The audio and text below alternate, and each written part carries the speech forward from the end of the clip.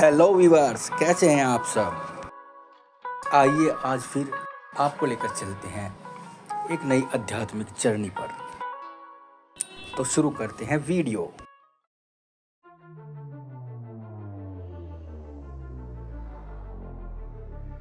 सहारनपुर से शुक्रताल की ड्राइविंग दूरी लगभग 74 किलोमीटर है और इसमें लगभग 1 घंटा 57 मिनट का समय लग सकता है। वैसे नॉर्मली इसका रास्ता जो है वो मुजफ्फरनगर हाईवे से होकर निकलता है, लेकिन हमने देवबंद से बाईपास का रास्ता चुना जो कि 24 नंबर पिलर से सीधे शुक्रताल के लिए ही निकलता है। ये रास्ता सीधे शुक्रताल की ओर जा रहा है।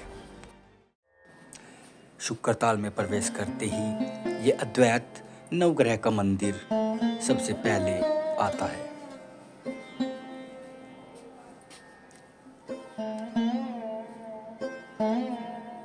आइए चलते हैं नवग्रह धाम के अंदर।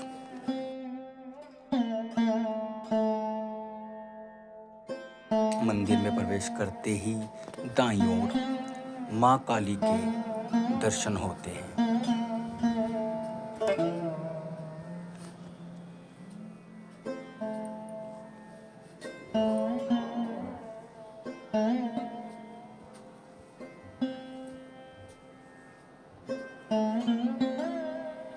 अंदर जाने पर साईं बाबा का मंदिर भी यहाँ पर स्थित है। इधर साइड में मंदिर का प्रांगण बना हुआ है। आगे चलकर मंदिर में श्री हनुमान जी की मूर्ति, श्री शनिदेव का मंदिर और ये शनिदेव महाराज का चिन्ह, बहुत बड़ा काला पत्थर यहाँ पर विराजमान है। जहाँ पर आकर लोग अपनी इच्छाओं की पूर्ति के लिए भगवान शनिदेव की पूजा अर्चना करते हैं। ये भैरव बाबा का मंदिर है।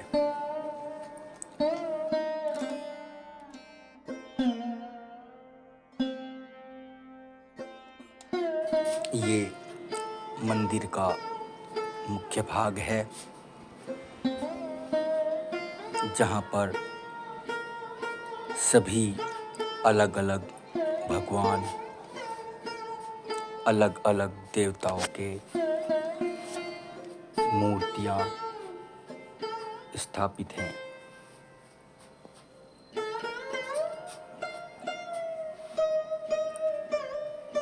एक अलग ही तरह का नज़ारा इस मंदिर में देखने को मिलता है। सभी देवताओं की मूर्तियाँ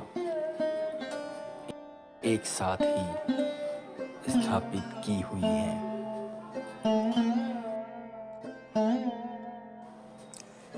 ये ऊपर मंदिर का बुर्ज है। यहाँ पर घड़ताल इन्होंने रखे हुए हैं।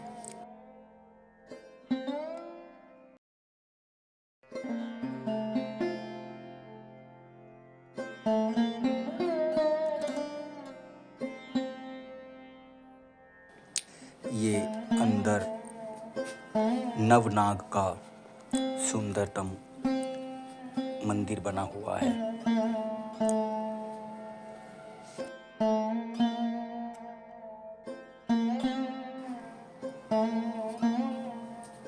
शंकर भगवान का अति प्रिय शस्त्र त्रिशूल और डमरू।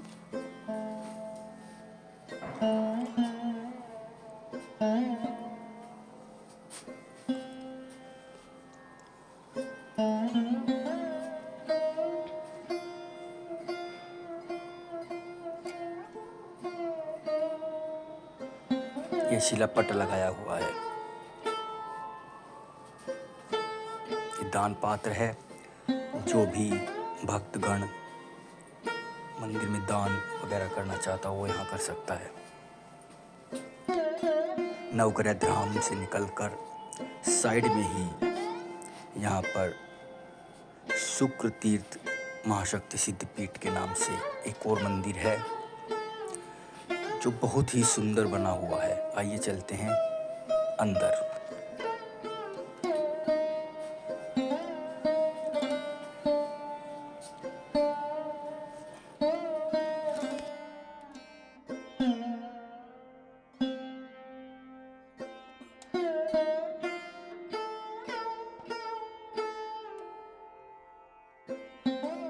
जिसे बालाजी योग विज्ञान एवं अनुसंधान केंद्र शुक्रताल के नाम से भी जाना जाता है। यहाँ पर योग की शिक्षाएं और प्राचीनतम अनुसंधान भी सिखाया जाता है।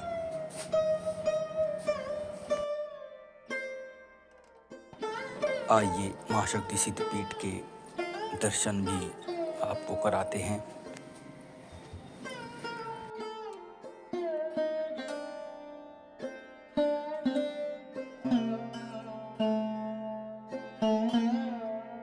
चलिए चलते हैं अंदर।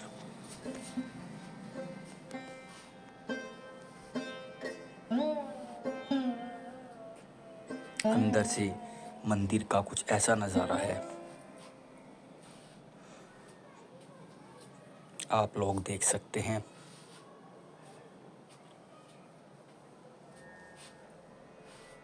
श्री हनुमान जी की मूर्ति,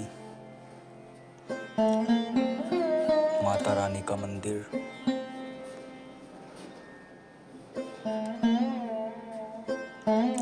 माता रानी का मंदिर, श्री रामचंद्र भगवान की मूर्ति,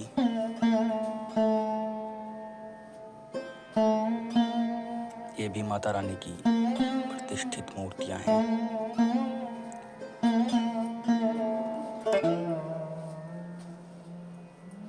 मंदिर का व्यू बहुत अच्छा है।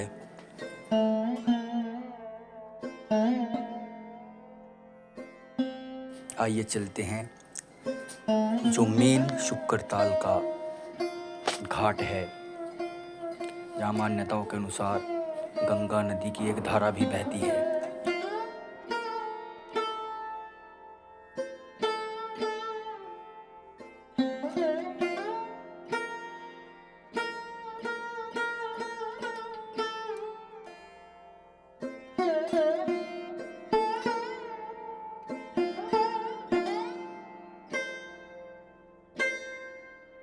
आइए उतरते हैं नीचे, घाट पर चलते हैं।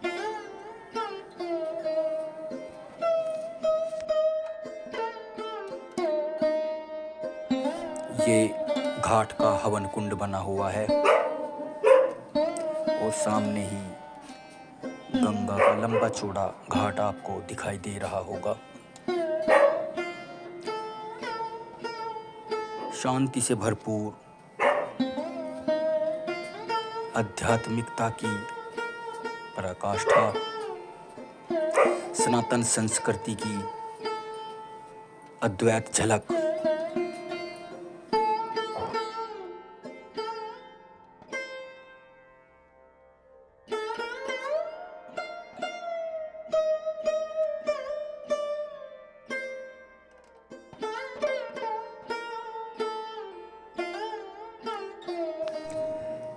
घाट पर गंगा संगम के लिए जाने के लिए यहाँ पर नाव का भी प्रबंध इन्होंने किया हुआ है। आइए चलते हैं गंगा संगम की ओर। आपकी जानकारी के लिए बता दूं कि आपको यहाँ पर अगर गंगा स्नान के लिए जाना हो तो नाव वालों से कृपया कर आप पहले ही मोल भाव कर लें, वरना ये फिर बाद में बहुत झिकझिक करते हैं।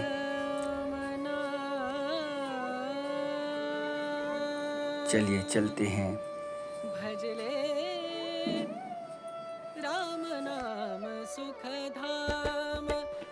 भारत देश की ओर ऐसे ही समस्त विश्व आकर्षित नहीं होता है। यहाँ बहुत कुछ ऐसा है जो पूरी दुनिया को आकर्षित करता है, और वो है सनातन संस्कृति, आध्यात्मिक शांति, सरल जीवन और धार्मिक अनुशंसाएं। बहुत ही सुंदर नज़ारा आपको यहाँ देखने को मिलेगा। खास करके आप जब नाव का भ्रमण करते हैं, आगे वीडियो में आपको वो वृक्ष भी दिखाएंगे जिसके नीचे बैठकर जिन्होंने कथा सुनाई थी आज से 5000 साल पहले। वो वृक्ष ऐसा है जो आज भी यथास्थिति खड़ा हुआ है।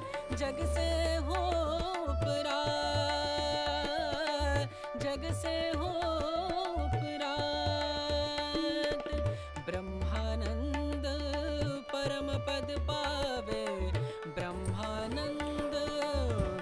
चलते हैं अभी फिलहाल गंगा संगम पर, जहाँ दो नदियों का संगम है।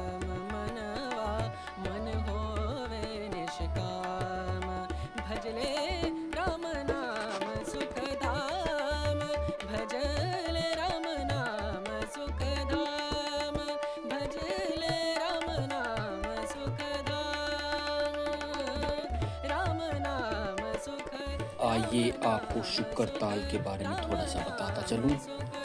शुक्र ताल उत्तर प्रदेश के मुजफ्फरनगर जिले के पास स्थित एक प्रसिद्ध एवं धार्मिक तीर्थ स्थल है। यह स्थान प्राचीन वटवृक्ष बड़ के पेड़ के लिए प्रसिद्ध है, जिसके नीचे श्री शुकदेव जी महाराज ने राजा परीक्षित को भागवत पुराण का उपदेश भी दिया था। यह स्थान हिंदू धर्म में अत्यंत पवित्र माना जाता है।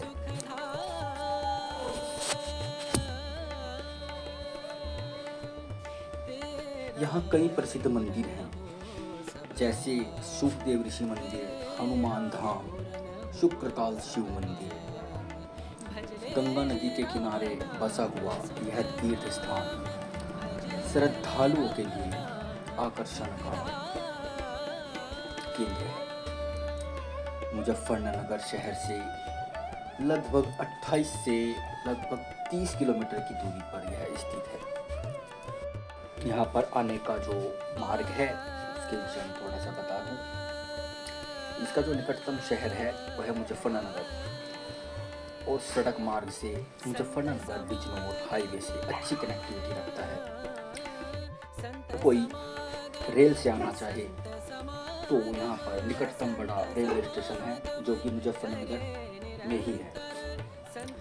हवाई अड्डे से अगर कोई आना चाहे तो आपको देहरादून जोली ग्रांट एयरपोर्ट पर या दिल्ली इंदिरा गांधी इंटरनेशनल एयरपोर्ट पर ही उतरना पड़ेगा, और वहाँ से बस के द्वारा यहाँ पर आया जा सकता है। यहाँ के विशेष बिंदु जो हैं उसके बारे में बताते हैं। धार्मिक दर्शन और मंदिर यात्रा, भागवत कथा में भाग लेना, गंगा स्नान, शांत वातावरण में ध्यान और आध्यात्मिक साधना। आइए अब आपको लेकर चलते हैं शुक्रताल तीर्थ की ऐतिहासिक एवं धार्मिक महत्वता की ओर।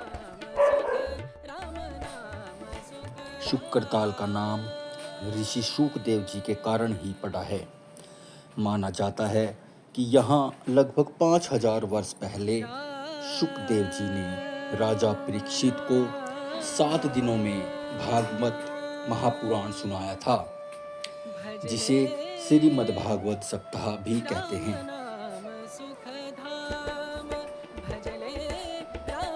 जिस प्राचीन वटवृक्ष बड़ के पेड़ के नीचे यह कथा हुई थी वह आज भी मौजूद है, और उसे 1000+ वर्ष पुराना माना जाता है। कुछ मान्यताएं इसे और भी प्राचीन बताती रही हैं।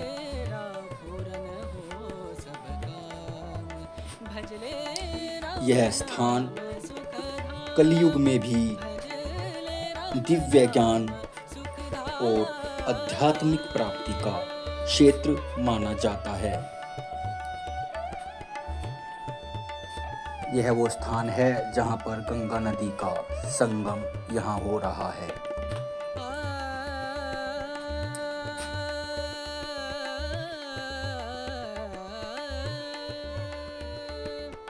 संत समागम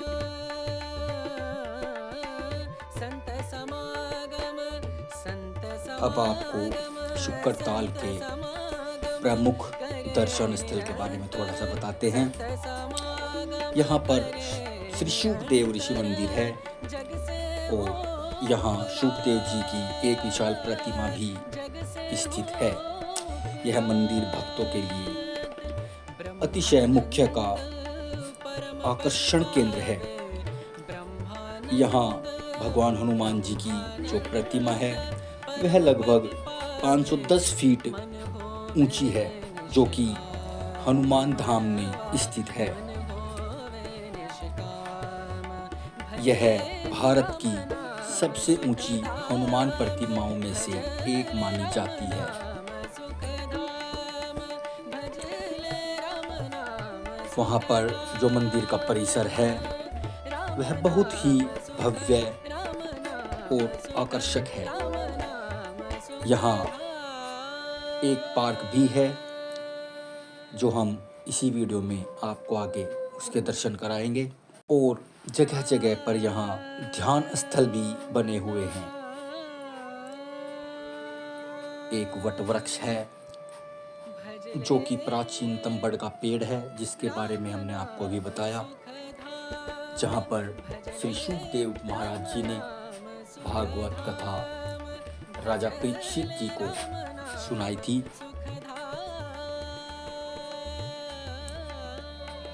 इस पेड़ के चारों ओर मंदिर और पूजा स्थल भी बनाए गए हैं।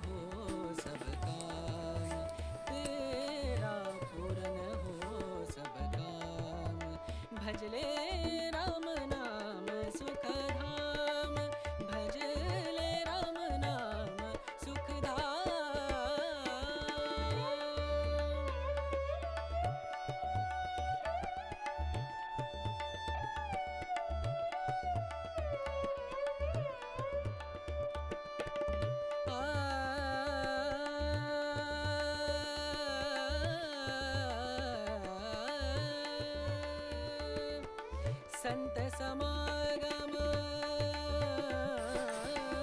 आइए चलते हैं उस पार्क की ओर जिस पार्क के बारे में अभी आपसे बताया गया था।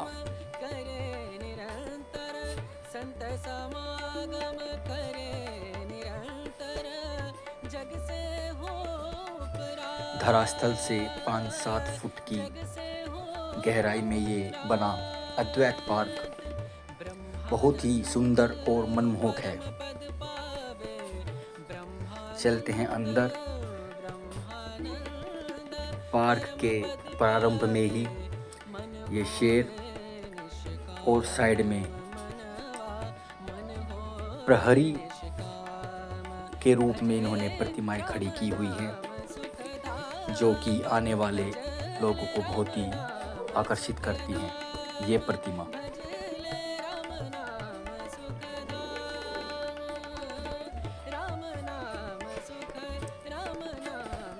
पार्क का परिसर और लंबे घने पेड़ यहाँ की शांति को और यहाँ के वातावरण को और भी ज़्यादा आकर्षक बनाते हैं। थोड़ी थोड़ी दूरी पर ही यहाँ पर पत्थर की प्रतिमाएं लगी हुई हैं, जो कि आने वाले आगंतुकों का प्रारंभ से लेकर अंत तक सुस्वागतम करती रहती हैं।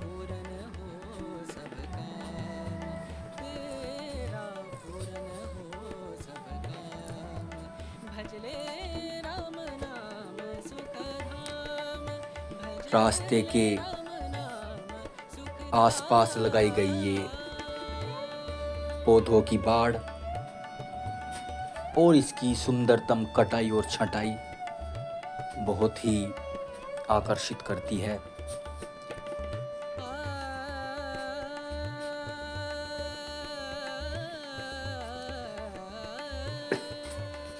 शाम के टाइम यहाँ पर जो क्षेत्रवासी हैं वो सायंकाल के लिए जॉगिंग करने के लिए यहाँ पर आते रहते हैं। स्वच्छ वातावरण, शांति से भरा हुआ ये दृश्य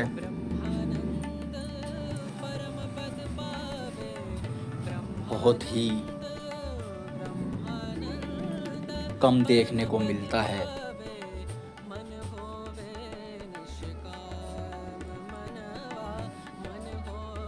इनका जो पेड़ पौधों का रख रखाव है, यहाँ का मैनेजमेंट बधाई का पात्र है। वो इसका पहला गेट था जिससे अंदर आया गया था, और ये इसका सेकंड गेट है जो कि एग्जिट द्वार है। यहाँ पर भी इन्होंने एक प्रहरी की प्रतिमा खड़ी की हुई है। ये इसका एग्जिट द्वार है।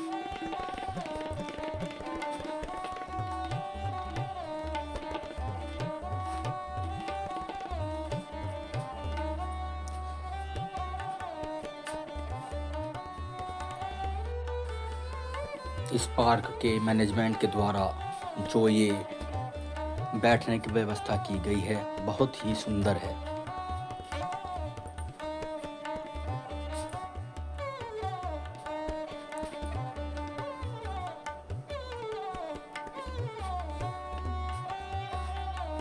यहाँ के सुंदरता के चलते इस पार्क में लोग फोटो वीडियोस बना रहे हैं।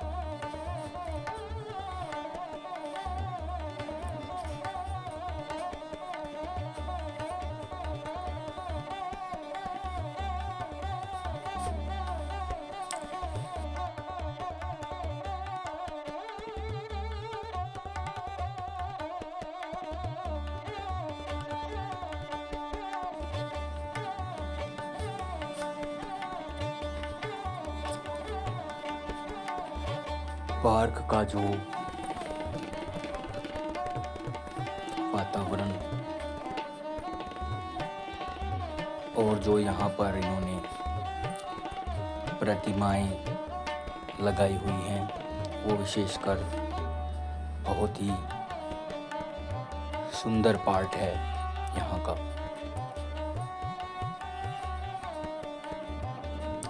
आप देख सकते हैं 9-10 फीट का हाथी पत्थर का बनाया हुआ है, जो कि आने वाले लोगों को आकर्षित करता रहता है। ये डायनासोर बनाया हुआ है। बच्चों के लिए मनोरंजन का जो साधन इन्होंने इस पार्क में तैयार किया हुआ है, वो अतिशय बधाई का पात्र है।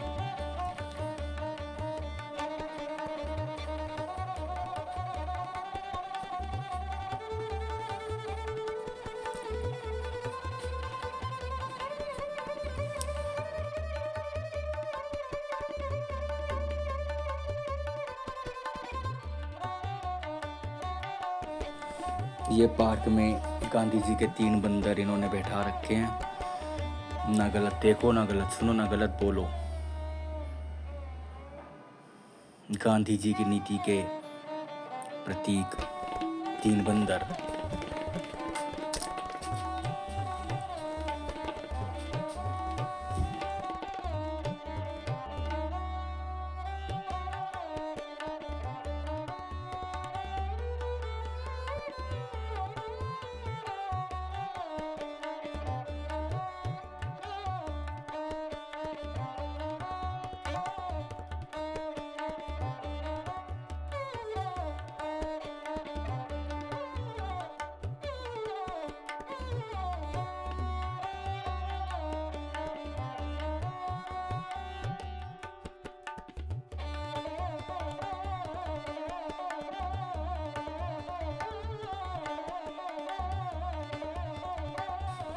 पार्क से निकलकर तुरंत चलते हैं हनुमान धाम में।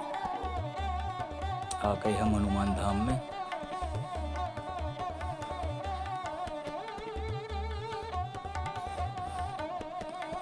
यह हनुमान धाम है जहाँ पर 512 फुट की श्री हनुमान जी की मूर्ति, ये मूर्ति है वो। इधर ये मंदिर का परिसर है और ये श्री हनुमान भगवान की मूर्ति है जो कि 512 फुट की है। इधर कार्यालय बना हुआ है मंदिर का।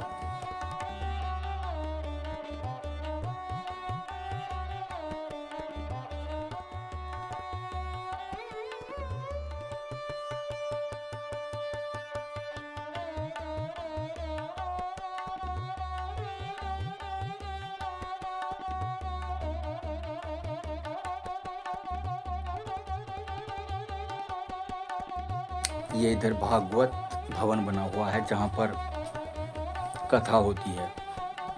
आइए चलते हैं इसके अंदर का व्यू भी आप सबको दिखा देते हैं किस तरह का इसका व्यू है।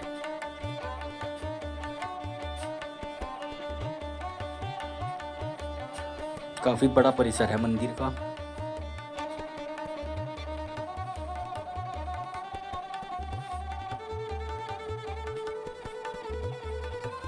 और काफी अच्छा परिसर है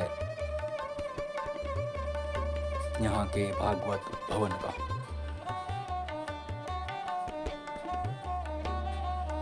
आइए चलते हैं मंदिर के अंदर।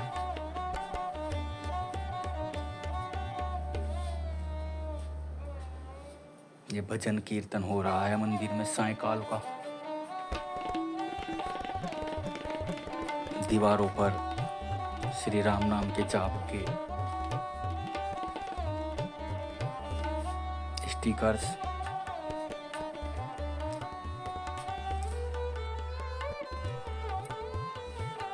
ये यहाँ पर राम दरबार स्थित है।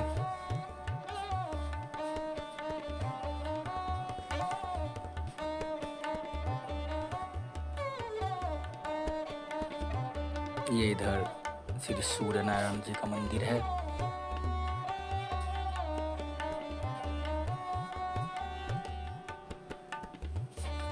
मंदिर के जो अंदर का प्रांगण बना हुआ है उसकी सभी दीवारों पर श्री राम नाम के जाप के ये जो आप देख रहे हैं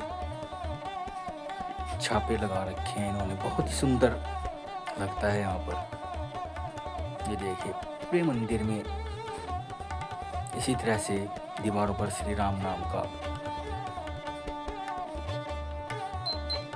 टाइल्स लगी हुई हैं।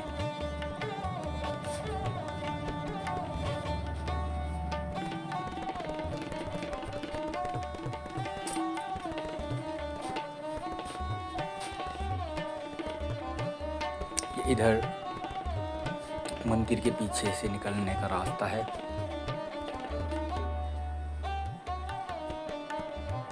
आगे से लेके पीछे तक इन्होंने राम नाम की टाइल से इन दीवारों को सजाया हुआ है।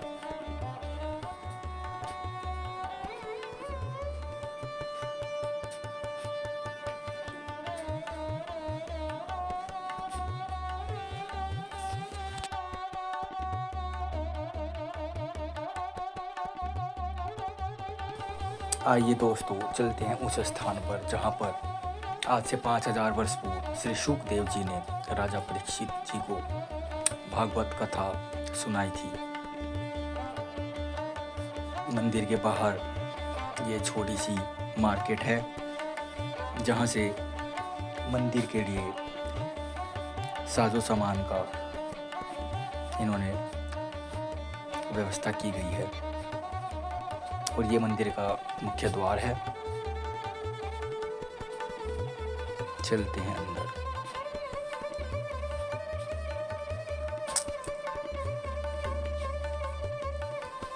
एक रास्ता सीढ़ियों का है जिससे ऊपर जाया जाता है और इन्होंने ये दूसरा रास्ता जो बनाया हुआ है वो पैदल का है जो उधर से आने का है। परीक्षित सेतु।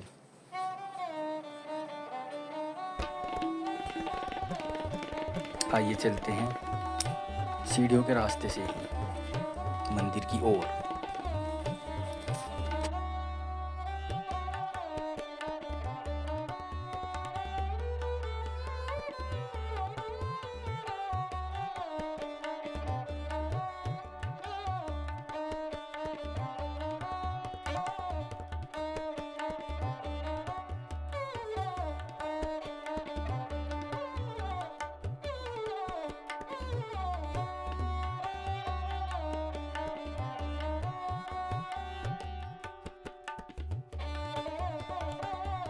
सीढ़ियों से चढ़ते ही सामने ये यज्ञशाला है जहाँ पर यज्ञ होता रहता है।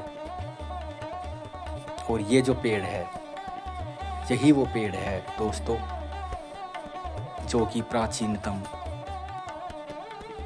श्री शुकदेव जी ने जिसके नीचे बैठकर परीक्षित जी को भागवत कथा सुनाई थी।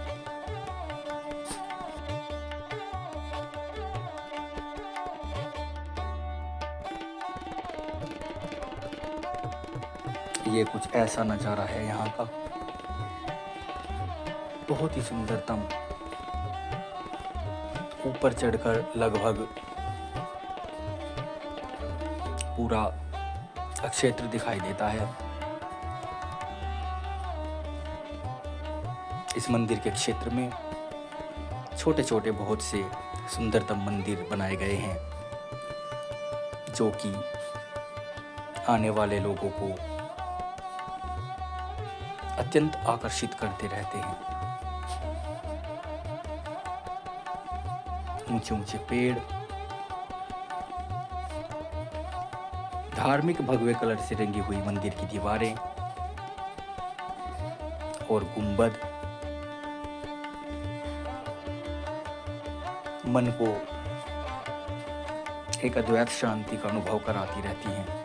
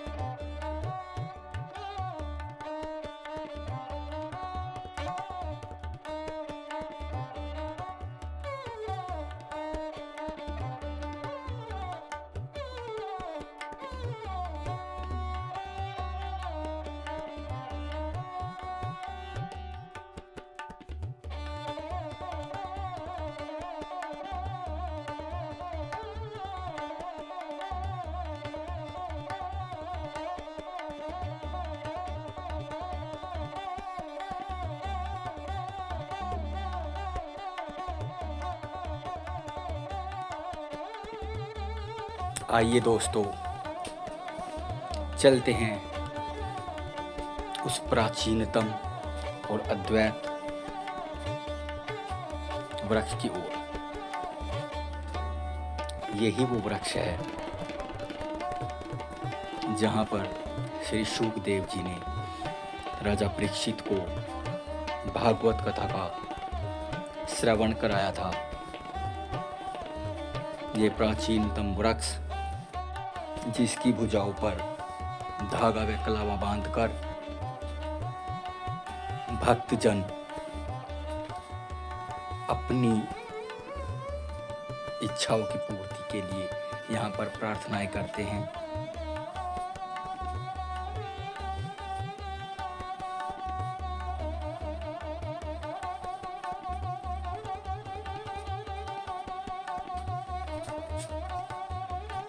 वृक्ष के चारों ओर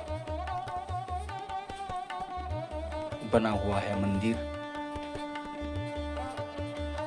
और भी कई छोटे छोटे मंदिर इस वृक्ष के आसपास बनाए गए हैं।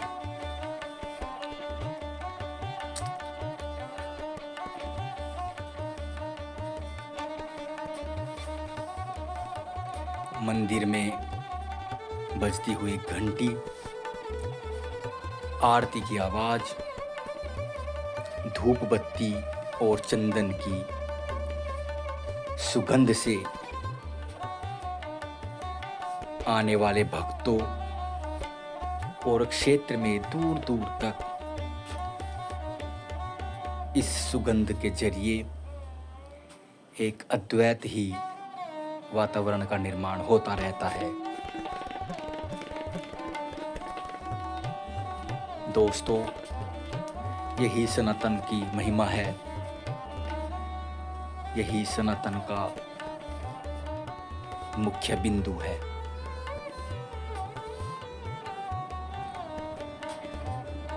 शांति और आध्यात्मिकता के इस चरण में आप सभी लोगों का एक बार फिर से मैं स्वागत करता हूं। मैं रमन वर्मा आप लोगों के लिए निरंतर ऐसी आध्यात्मिकता से भरी हुई वीडियोस लाता रहूंगा। वीडियो अगर पसंद आई हो तो वीडियो को लाइक, शेयर, सब्सक्राइब और कमेंट करना न भूलें। धन्यवाद दोस्तों।